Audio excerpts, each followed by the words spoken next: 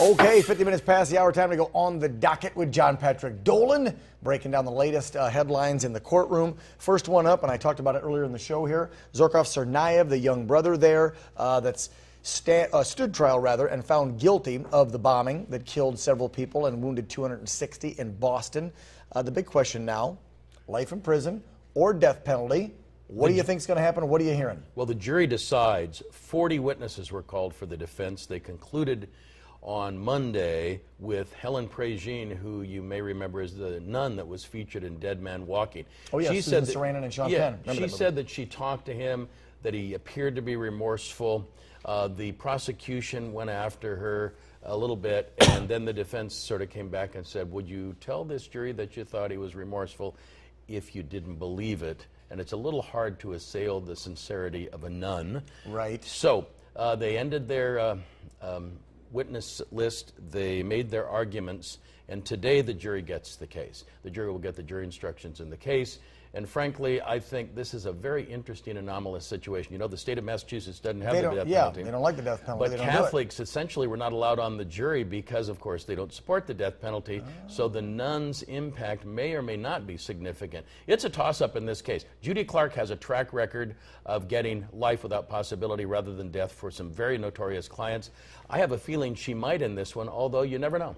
Yeah, I was going to say this has that, you know, cloud of terrorism and homegrown terrorism, and we're dealing with ISIS nowadays, and so I don't know.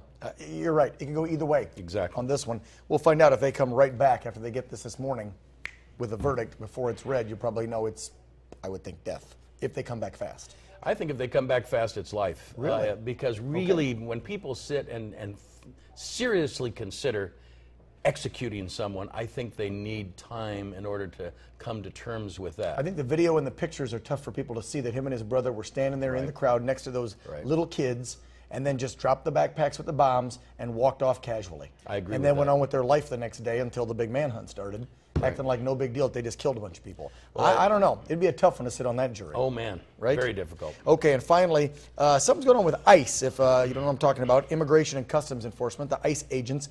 What's going on with them out in L.A.? Well, they've been in the L.A. County Jail, and they've been holding people after their sentences were over and then deporting.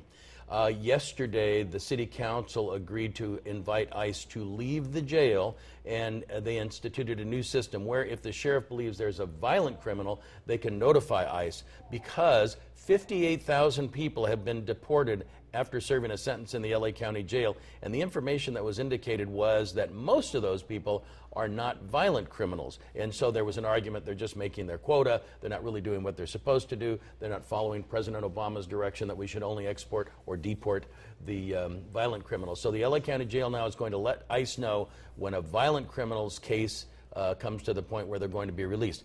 The difficulty with that, of course, is if it's a violent criminal, they don't stay in the LA County Jail, they go to the state prison. Right. And we have an overcrowding problem there. Right. So I think what's going to happen is there's going to be much fewer individuals deported from Los Angeles. We don't have ICE inside of our jails here in Riverside County. We do notify them, obviously, if there's somebody who's violent who's being released.